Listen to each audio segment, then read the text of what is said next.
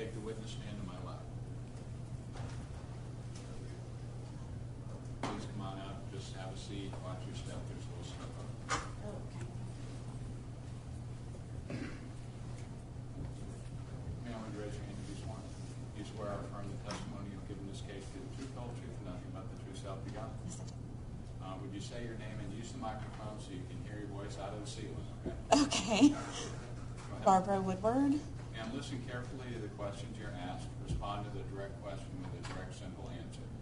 Don't volunteer information you're not asked about. Please don't make a speech. If somebody objects, please stop talking entirely so I can rule on it. If it's not clear what you're supposed to do, please ask me. I'll clear it up. All right? Okay, thank you. Mr. Eisner. Thank you. Mrs. Woodward, what is your relationship to William Billy Woodward, the defendant in this case? He's my husband. When did you all get married?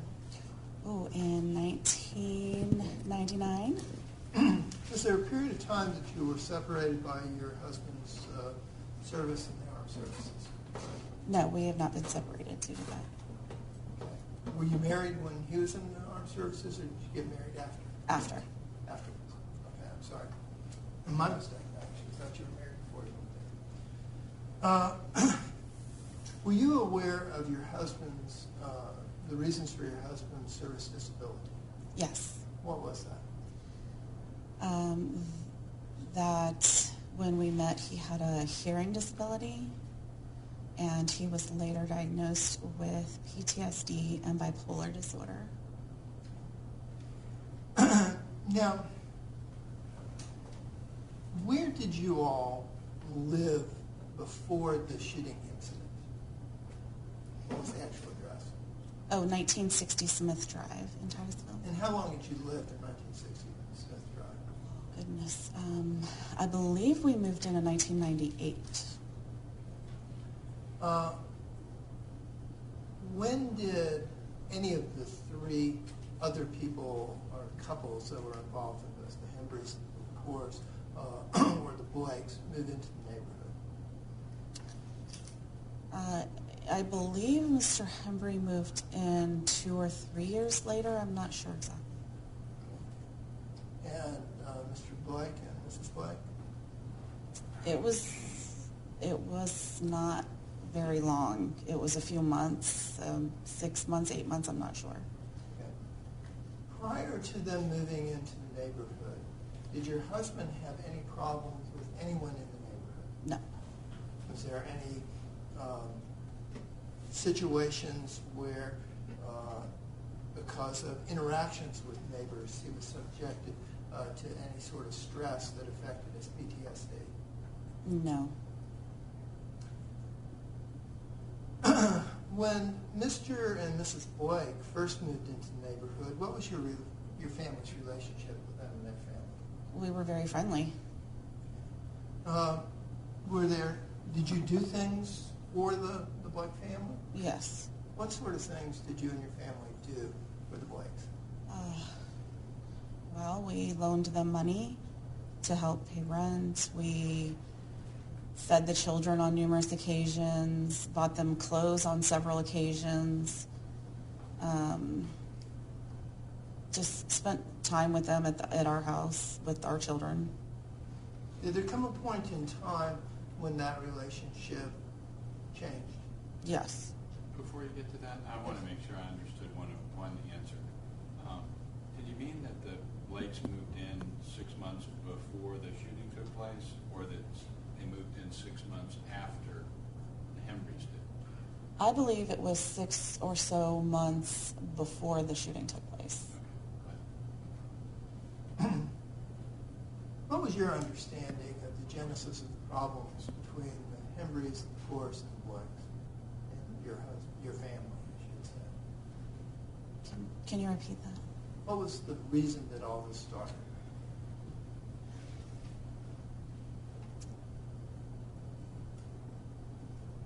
My understanding of it is they were taking advantage of his disability and not being able to back away from an argument, just kept at him every... That's some speculation at this point in time.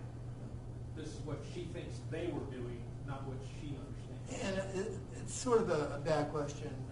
What I meant is, what first caused the trouble between your family and the Blakes, the Henrys? What incident started all this going to your At the very beginning of everything, Yeah, the very beginning of it. Mr. Hembry's child would come to our house and steal things from our property.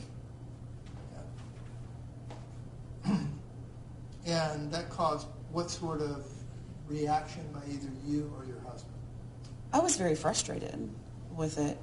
Had spoken to Mr. Hembry about it before. And when it happened, it was just very frustrating. We've heard some testimony about a time when some presents were left for your daughter that disappeared. Yes. Do you recall that Yes. incident? Yes, I do. I take it from your last statement that you all felt that Mr. Hembry's daughter may be involved in that. Yes, I did. Were you present when your husband went down and asked Mr. Hembry about that? Actually, no, I was inside the house. When your I husband was frustrated, but calm. Did you all come to any resolution as to whether or not you were going to pursue that matter any further, or whether or not that was going to be the end of it? We very quickly came to a decision that nothing is going to happen. It's not worth pursuing. We'll just let it go. Were the Hembrys, well, first of all, the problem was, or the discussion was between Mr. Hembry and your husband. When did you learn that the Blakes and the court had inserted themselves into this discussion? I don't know exactly when, like, as far as a date. Well, in terms of the discussion I should ask it like this. After you all decided to let it go, did the Hembrys decide to let it go? Objection, speculation. Sustained. Did they what actions did you observe the Hembrys do in response to the discussion that your husband had with them shortly after the discussion? Objection to predicate, Judge. What discussion when? Sustained. I thought I'd made it clear enough but I'll ask it All I'm again. asking them to do is to establish the basis for what she's talking about and whether or not it's her own observations. Right. And again, I asked the question again. I thought I'd done it. But after the discussion that your husband had with Mr. Hembry, where he expressed his concerns about whether or not Mr. Hembry's daughter had taken your daughter's birthday presents, and after the discussion you all had when you decided to let it go, did you personally observe the Hembrys, either Mr. Hembry or his significant other, have any sort of reaction to the accusation that his daughter may be involved in the theft? Yes, I did personally observe his reaction. And what was that reaction? It was a very short time after that I noticed he was taking pictures of our house and our yard. What do you mean by he? Oh, I'm sorry. Mr. Hembry was taking pictures of our house and our yard, and it concerned me. Okay, why did it concern you?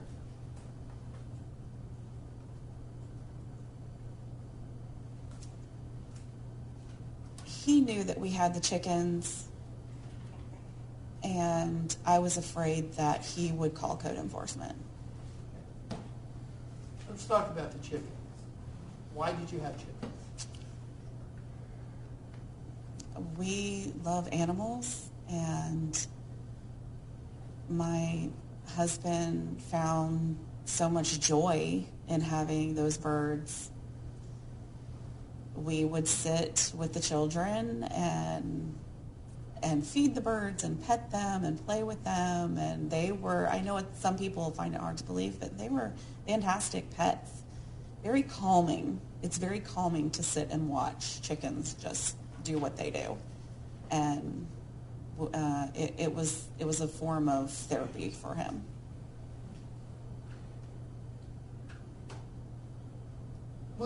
To your knowledge, was Mr. Hembry aware of your husband's PTSD condition? Oh, absolutely. And was he aware of your husband's reliance on these birds as a form of therapy? Absolutely. Objection. Form of how she's aware of what Mr. Hembry did. Not timely. Not timely. She already answered all the questions.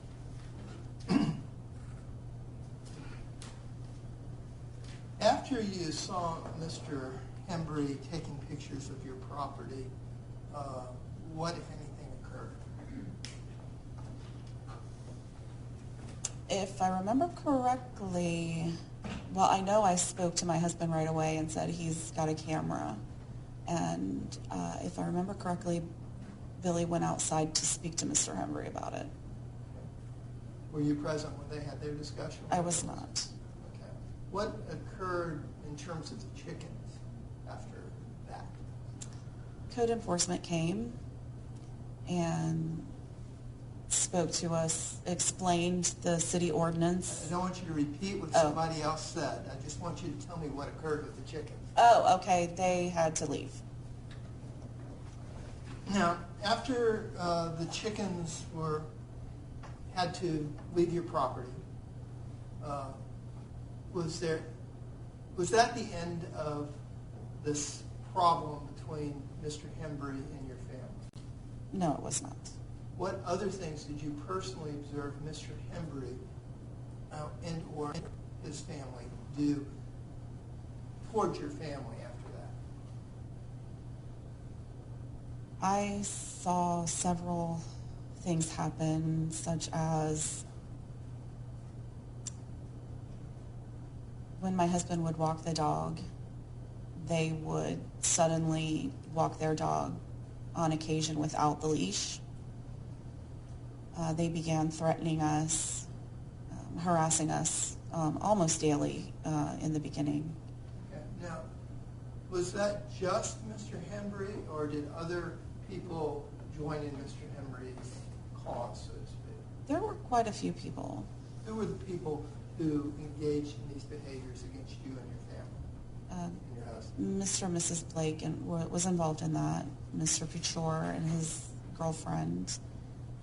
Mr. Hembry and his girlfriend, the children of all of these people. There would be quite a few people coming in and out of the house, people who would stop by. They would participate in it. I believe some of them, from personal knowledge of them, to be family members. Some were friends. They all participated. Can you give the court some examples of things you personally observed that were directed against you and or your family? There were threats made against my children. What type of threats? To physically harm them. There were threats made to burn my house down, to shoot my husband.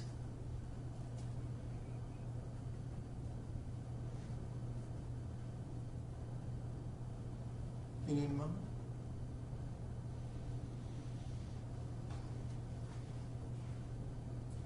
No, I'm okay.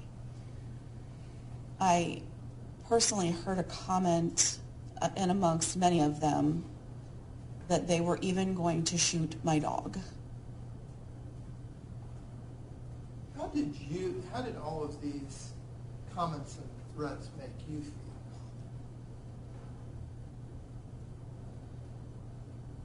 I was scared all the time.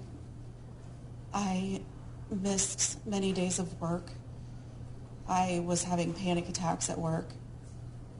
I was scared to be home, but scared to be away from home, afraid that something would happen when I wasn't there.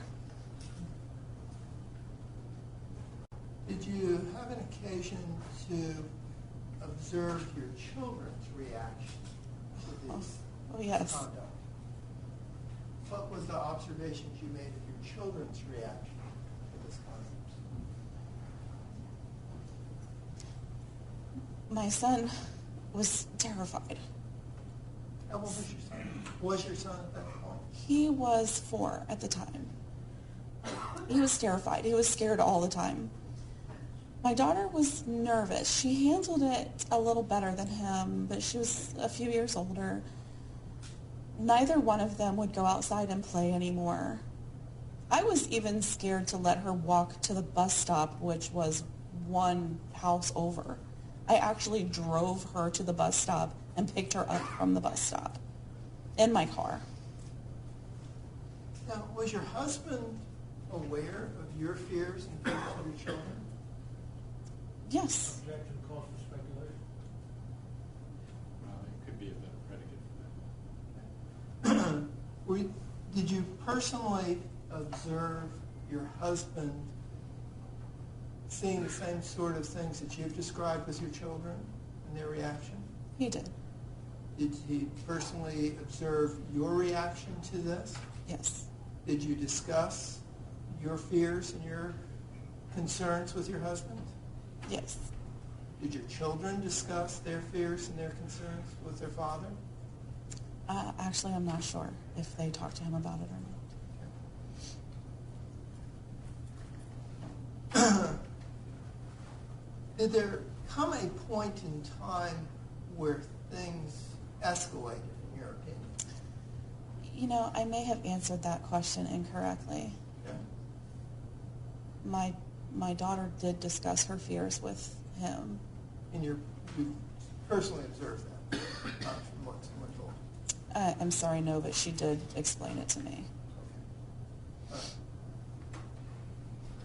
Okay. I'm sorry, what was your next question? Did there come a point in time where things escalated? Yes. And what was the point in time, in your opinion, that things really escalated? It was the day of the injunction hearing.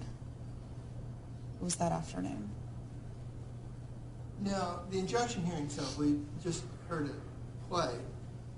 What were your feelings after the injunction hearing? About the hearing? About the hearing, the way it had been conducted, and about the things that had been said. I felt cheated.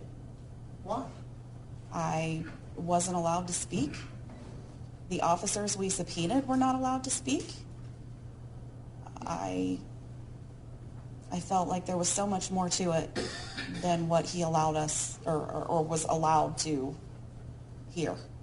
Were you present when Judge Moxley made his announcement on multiple occasions that you believed your husband was armed? Yes, I was there. Did any of your frustration stem from the fact that Judge Moxley didn't hear from your witnesses who could have attested to the fact that your husband was not armed? Objection, hearsay. Asking her about her feelings, that was what Lydia said. Well, my problem with that is, Judge, there's been no testimony that those witnesses were going to say that he was unarmed. Right, well, Judge, just split the question up into two things. Leave out the last half. well, may I address that? Because there's testimony in this record. They testified in this hearing what they were going to testify to about that and the fact that he was unarmed. Those witnesses did in fact testify. They're already part of this record, and they already laid the predicate about what they were going to say. That's why I didn't ask her what they were going to say. Overall. Did any of your frustrations stem from the fact that those witnesses who have testified in this hearing were not allowed to testify to Judge Moxley to dispute that fact before he concluded your husband was in fact guilty? Yes, that did lead to my frustration. Did you observe any frustration on the part of your husband in terms of how that hearing was handled? Yes. Did the way that hearing was handled have any impact on whether or not you believed the court system was able to protect you against, you and your family, against what was happening to you by the Pecors, the Blakes, and the Hembrys? Yes, it did. What was that impact?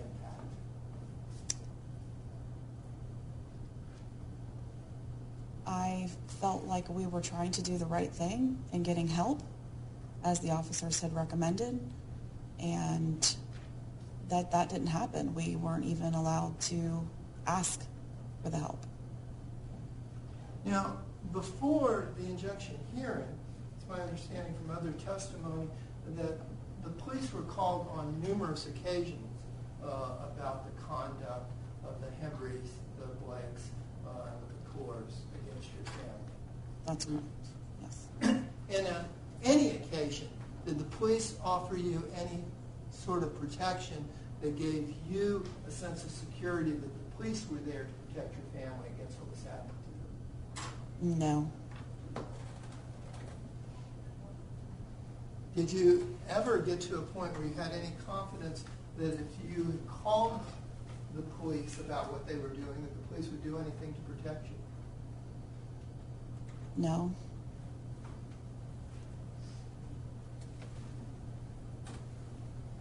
Now, what actions by the Hembry, the Pecors, and the Blakes caused you to feel that the situation had escalated after the injunction hearing?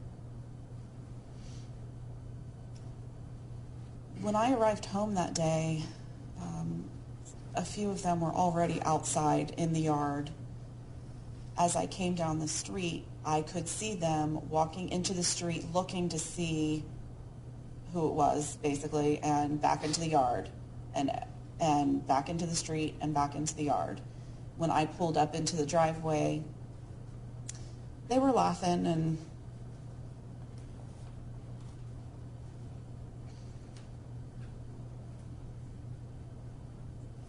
Again, do you need a moment? Are you okay? I think I'm okay. They were laughing and doing what? They were laughing, just sitting in the yard, having a wonderful afternoon. Did they address any comments towards you? Actually, no. Now, if you tell the court a little bit about how you were working with the security system that was set up, how these various tapes that we've seen were preserved, what you had to do in terms of changing tapes and things of that nature. Actually, it required an SD card, a memory card. When it would become full, I would then download it to my computer, clear the card out, and put it back on the machine, which would sometimes take a few minutes. Okay, when you say a few minutes, about how long? Usually 20 to 30 minutes. On the day that you returned from the injunction hearing, when you arrived there, did you have to empty out this SD card and reinsert it? Objection, lady. Did you have to do anything? I'll withdraw it. I was going to say, go for it. Okay.